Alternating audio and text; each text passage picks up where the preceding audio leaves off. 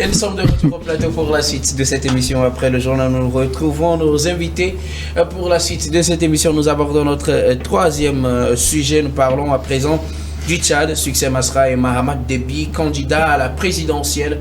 Les Tchadiens sont appelés aux urnes le 6 mai prochain pour le compte de l'élection présidentielle qui doit mettre fin à la transition actuelle, transition dirigée par le général Mahamat Idriss Déby, qui a annoncé sa candidature à cette élection. Il y a de cela une semaine, il a confirmé d'ailleurs sa candidature puisque c'est le parti qui l'a porté. Idriss Déby sera, Mahamat Idriss Déby bien sûr, sera candidat à cette élection. C'est lui le président de la transition et son premier ministre, Succès Masra, le charismatique opposant devenu premier ministre de Mahamat Idriss Déby, a aussi annoncé sa candidature. C'était ce 10 mars hier. Donc Succès Masra sera candidat à l'élection présidentielle du 6 mai prochain au Tchad. Le président de la transition et le premier ministre de la transition devront peut-être s'affronter avec d'autres candidats à cette élection qui est censée mettre fin à la transition au Tchad. Mais on sait que le Tchad, ces derniers temps, a été un peu touché par la mort de l'autre opposant, Yaya Djilo, qui a été tué des suites de blessures à la suite d'un affrontement qui a eu lieu au siège de son parti. Dans cette affaire, on connaît un peu les circonstances dans lesquelles ce drame est intervenu, même si tous les détails ne sont pas encore fournis et qu'il y a une enquête qui est annoncée. Le Tchad se prépare tout de même à aller aux élections et les deux d'en face, le général Déby et Succès Masra, son premier ministre, seront candidats. Le grand absent sera bien sûr Yaya Djilo. C'est une première à ma connaissance. Moi, on avait appris que M. Succès Masra a signé un accord avec le président Itno Déby et Mahamat et le parti du général l'a plébiscité et l'a choisi comme leur candidat. À notre grande surprise, une semaine après, le Premier ministre qui était aux États-Unis entend rentrer au pays et annonce aussi sa candidature. Ce qui veut dire que les deux de l'exécutif sont candidats. Et ils vont s'affronter. Déjà, la campagne commence. Le président, le Premier ministre, au même gouvernement. Moi, c'est pourquoi je dis que c'est une première. Et l'Afrique est un mystère. Ce ne sont pas des mystères, mais c'est un amusement selon moi. C'est une plaisanterie de mauvais goût. Nous avons... Yaya Djilo, qu'est-ce que je dis? Succès Masra a tout à fait le droit de se présenter à cette élection. Nous avons un pays comme le Tchad qui est toujours divisé. Par des guerres, des tueries, des assassinats. Et il y avait eu des protocoles d'accord au Moyen-Orient, à Dubaï, bien quoi, oui. Et ça n'a pas marché. Et ils sont sur la bonne voie pour trouver une solution. Et l'élection est prévue pour le 6 mai, disons dans 2 mois. Moi, je ne vois pas pourquoi le Premier ministre et le président de la République vont s'affronter pour une élection. En fait, pour situer nos téléspectateurs, vous allez pouvoir continuer vos analyses. Et selon la nouvelle charte et les nouvelles décisions avec cette nouvelle constitution, le président a l'autorisation, du moins l'exécutif, tous ceux qui gèrent cette transition ont la permission ou l'autorisation de se présenter aux élections. On sait que le Premier ministre a son parti, les transformateurs. Le président, il a son parti qui est le parti de son père. Et donc chacun a été porté par son parti candidat. Et bien tout le monde a accepté de se présenter à ces élections. Là, je comprends. Bon, du coup, je peux affirmer que, bon, ils sont dans leur droit et chacun veut, chaque candidat, que ce soit Edith Mahamat ou Succès Masra, veut se juger ou bien veulent donner leur cote à la population de juger et on saura qui est qui. Ce qui veut dire que ils ne seront pas les seuls dans la course pour cette élection, dans cette élection présidentielle. Et moi, ce que je vois, ces 2 candidatures annoncées dès maintenant supposent un blocage au niveau du gouvernement. Parce que ce ne sera plus une question de projet de société, mais ce sera une question de personnes. Or, le général Déby a l'armée et sa troupe, et son père, le parti de son père, était au pouvoir il y a plus d'une quarantaine d'années.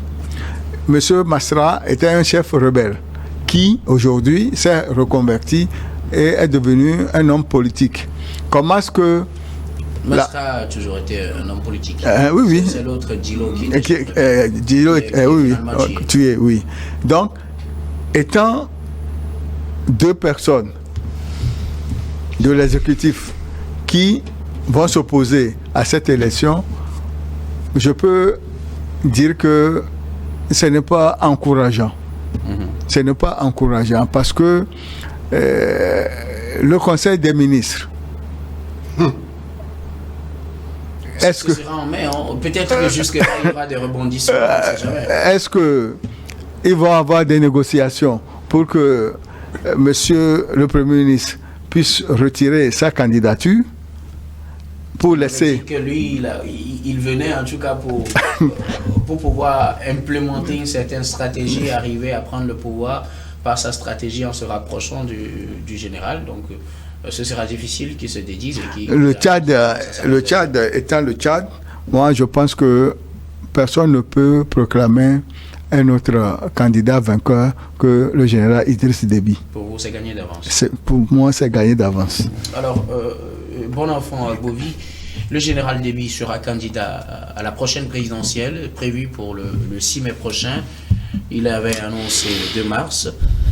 Une semaine après, ce 10 mars, c'est son Premier ministre, Succès Masra, qui aussi annonce sa candidature à cette élection. Succès Masra l'avait déjà dit bien avant même le référendum, quand il proposait, ou bien quand il faisait la campagne pour le oui, pour ce référendum, il avait dit que c'était sa stratégie, se rapprocher petit à petit du pouvoir. Et quand il prendra le pouvoir, il va changer ce qu'il faut changer. Le voilà qui a confirmé justement sa candidature à cette élection présidentielle.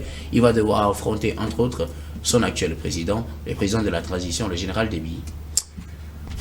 Bien sûr, moi, comme le doyen l'a dit, bon, si le doyen qui est plus âgé que nous dit tout à l'heure que c'est, à sa connaissance, c'est la première fois que des choses comme ça se passent, et bon, l'Afrique a ses mystères, et peut-être que c'est une autre manière.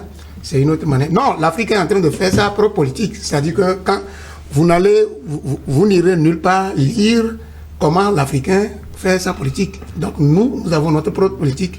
On lit la politique des Blancs, mais nous l'implémentons chez nous par rapport à comment nous voyons les choses. Moi, j'ai mis ça dans une pagaille. Au fait, ce qui se passe au Sénégal, on sait qu'il y a un enjeu. Au Tchad. Okay. Et je dis ce qui se passe au Sénégal, on sait qu'il y a un enjeu de droit, etc., à débattre. Mais ce qui se passe à l'autre côté du Tchad, ça c'est... D'ailleurs, tu sais même en faire la transition, donc c'est l'enjeu. Vous savez, succès même, quand moi j'ai appris que par amnistie, ou bien quoi, par un accord de réconciliation, il est arrivé, il a été nommé Premier ministre, etc. J'ai su immédiatement qu'il est plaisantin. C'est un plaisantin. Ça, c'est pas normal. Je ne sais pas comment un président de la République... Vous savez, être ensemble, c'est pour défendre une idéologie. Comment se passe qu'un président de la République qui dépose sa candidature, 10 jours, bien 11 jours plus tard, son Premier ministre dépose la même... Non, tout ça là, c'est... En tout cas, et après l'annonce de sa candidature, il faut écouter ce que même les autres partis politiques du Tchad, les leaders disent. C'est-à-dire que tout le monde sait aujourd'hui que Succès Masra a compris le jeu. Il est arrivé par accord de réconciliation. Ça là aussi c'est une farce. L'accord de réconciliation est une farce pour qu'il puisse arriver pour déposer sa candidature et maintenir. Vous croyez que Idriss Déby, non, c'est quoi? Kaka Déby. Oui, vous croyez qu'au soir du 5 mai ou bien de quoi là, du 6 mai, il va déclarer Masra président? C'est pas lui qui proclame. Non, ce n'est pas. Oh, qu'est-ce que vous dites? En Afrique, celui qui organise les élections perd rarement. Vous comprenez? Vous organisez une élection, vous mettez sur place une CENI, bien je ne sais pas comment ils appellent ça chez eux, et vous allez perdre, ça veut dire quoi? Ce n'est pas possible en Afrique. Ouais, non? Maintenant, je doute fort que ce que les autres leaders de l'opposition disent de Masra, ça c'est vérifié. Au fait, il veut accompagner Déby. Pourquoi? Pour se maintenir au pouvoir et que lui aussi. En réalité, c'est de bonne guerre. Hein. Lorsque Déby serait président, Déby lui ferait toujours confiance en le nommant toujours Premier ministre. C'est le jeu là qu'ils sont en train de faire. C'est le jeu là qu'ils sont en train de faire. Je dis que ce jeu là, un petit même africain peut comprendre que ça, c'est un jeu des enfants. Au moins, il faut poser de bonnes bases sur la table pour que les gens puissent discuter. Là-bas, il n'y a pas de discussion. Je ne sais pas si Gabin dirait autre chose. Hein. Oui, Gabin, c'est de la situation. Alors, Gabin, le Premier ministre annonce sa candidature une semaine pratiquement après l'annonce de la candidature du président de la transition. Les deux seront candidats pour la présidentielle, le semestre présidentiel qui est censé mettre fin à la transition en cours au Tchad. Oui. Il a tous les droits, hein, puisque c'est un Tchadien, donc il peut se présenter aux élections. Mais quand tu observes très bien la situation, tu vois que tout ça ressemble à une grosse pagaille. Et ce n'est même pas une politique bien huilée. Ça ressemble à une grosse pagaille qui est en train d'être organisée par Déby Fils et Succès Masra. Succès Masra essaie de décrédibiliser depuis qu'il était de retour de son exil, du Congo, je pense. Donc, l'accord qu'il y a eu là-bas, je pense que rentrer pour être Premier ministre et après participer aux élections pour légitimer le pouvoir de Idriss Déby. Peut-être on lui a fait promettre que bon, après Déby, après peut-être 2 mandats, toi tu vas venir au pouvoir. Peut-être c'est ce qu'on lui a promis. Voilà, aujourd'hui le Tchad se retrouve dans une situation politique sans précédent parce que au moins, les gens se sont rabattus sur Yaya Dillo, qui représentait une certaine alternative au niveau de l'opposition, après que Succès Masra s'est rallié du côté du pouvoir, et aussi Saleh Kebzabo, qui aussi soutenait le général Déby. Donc aujourd'hui, c'est assez difficile pour les Tchadiens de pouvoir se retrouver. Ils n'ont pas d'autre choix que de voter Kaka Déby, puisque même si tu ne le votes pas, il va gagner. Alors là, qu'est-ce que tu vas faire? Le taux de participation, on n'en fait absolument rien. Le Tchad se retrouve dans une situation assez particulière où, moi je dis, même dans les pays africains, la plupart qu'on juge pas démocratique, je ne pense pas qu'on vit ce genre de choses. Le Tchad aujourd'hui, ils sont devenus pires que au moment du défunt Idriss Déby. Parce qu'aujourd'hui, il n'y a même plus d'espace de liberté, il n'y a même plus de discussion. Voilà un opposant qui a été tué à son bureau. Et puis bon, on va organiser une élection sans même un couloir de discussion et un espace de liberté assez large. Succès Masra, on peut dire que bon, lui, il a eu pour son lot. C'est tout ce qu'il cherchait. Aujourd'hui, tout le monde voit son vrai visage. Et puis bon, je ne suis pas même sûr que quand il va participer aux élections, il va atteindre même 20%. Je n'en suis pas sûr. Parce que il s'est décrédibilisé aux yeux de la population et je ne vois pas un Tchadien en train de faire confiance aujourd'hui à Succès Masra. Au moins, il a gagné son poste de Premier ministre. Il peut s'en servir, s'en réjouir. Maintenant, je pense qu'aux prochaines élections, il est juste là pour légitimer le pouvoir de Kaka Déby, comme l'a fait aussi Saleh Kebzabo, qui s'est rallié du côté du pouvoir. Aujourd'hui, le Tchad se retrouve sans opposant crédible aux yeux de la population. C'est assez compliqué, c'est assez difficile. Et il faut le dire, c'est encore parti pour des dizaines d'années de dictature au Tchad. Parce que quand on voit l'âge même de Kaka Déby, il est très jeune à arriver au pouvoir. Et je ne vois pas ce jeune-là laisser le pouvoir un jour pour qui que ce soit, d'autant plus qu'il est soutenu de part et d'autre, il est soutenu par certaines puissances et autres.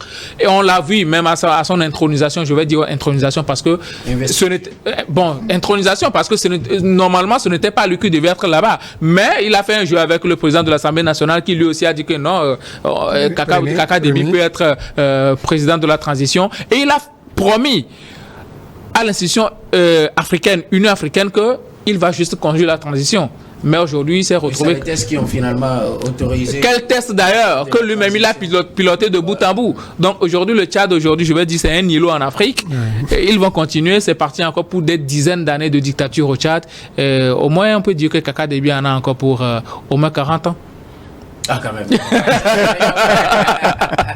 40 ans, ça fait 8 mandats. Hein. Il est très jeune. Ça fait 8 mandats. À vous écouter, on a l'impression que c'est une mauvaise chose que de trouver un accord avec le pouvoir quand on est opposant, que c'est une mauvaise chose de se présenter à une élection présidentielle quand on est opposant.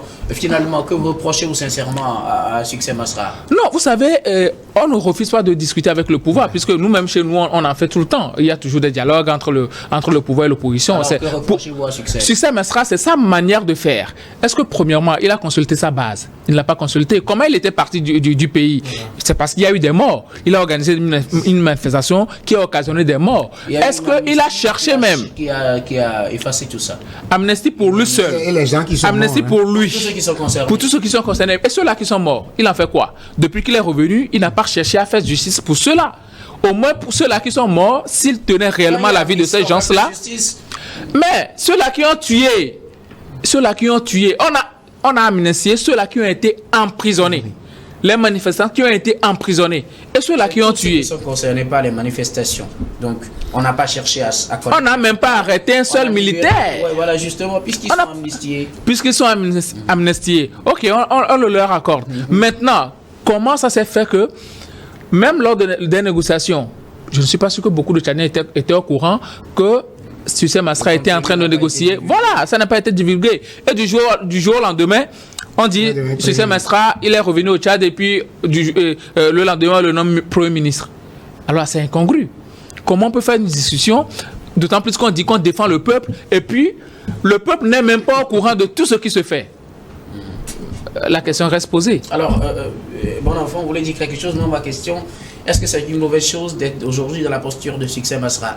C'est-à-dire de trouver un accord avec le pouvoir, revenir au pays, avoir la chance d'être nommé Premier ministre et se présenter candidat à l'élection présidentielle contre le président de la transition? Non, ce n'est pas mauvais de soi. C'est-à-dire qu'au nom de la paix, ce n'est pas mauvais. Nous avons vécu ça là dans notre pays ici. Quand le parti de Justice Olympio avait, d'une manière ou d'une autre, signé une convention de choses là avec le parti au pouvoir. Ouais, le parti. Au fait, nous avons vu tout ce qui se passait. Et aujourd'hui, il est important qu'on signe un partenariat pour ne pas faire encore tuer les gens comme on le voit au passé. Donc aujourd'hui, ce n'est pas le même schéma. Aujourd'hui, quand l'homme de l'UFC là avait signé l'accord là, est-ce que il a été nommé Premier ministre et puis il a déposé sa candidature? Lui-même, il va aux élections dans son parti. Mais ici, c'est différent. Même quand le constitutionnaliste Hassan, ce qu'il a dit que c'est une candidature arrangée pour permettre à Succès Masra de gérer de grandes institutions comme l'Assemblée nationale, la primature et autre chose. On sait que Masra aussi avait un poste. Pour soutenir Mahamat Déby. Oui, pour soutenir Mahamat Déby. On sait que lui-même, bon, avant qu'il ne soit, bon, des choses là, il avait occupé des postes. Il a eu des postes. Oui, c'est un fonctionnaire. On sait, haut cadre. Vous comprenez? Mais l'être dans son pays, c'est autre chose. Vous comprenez? Donc aujourd'hui, il n'y a pas match. Il n'y a pas match au Tchad. Et quand les Blancs voient ça, c'est ça qu'ils aiment. Ouais, non. C'est-à-dire qu'on nous dit, justement, si les dirigeants africains tombent dans ces bassesses, mais je crois que l'Afrique a encore près de 60 ans pour comprendre ce qui se passe. Dans le cas du Tchad, actuellement, je peux dire que quand des opposants de renom s'alignent aveuglement sur le pouvoir en place, leur comportement crée la frustration auprès de la population. Parce que la population croit bêtement en cela et à chaque fois, ils sont déçus. C'est pourquoi on dit toujours que la politique est un jeu d'intérêt. La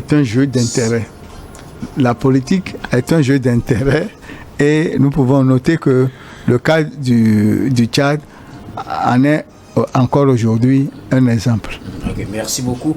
À vous, nous allons marquer une nouvelle pause, puis on revient pour la dernière partie de cette émission, dernière partie que nous allons consacrer bien évidemment au Togo.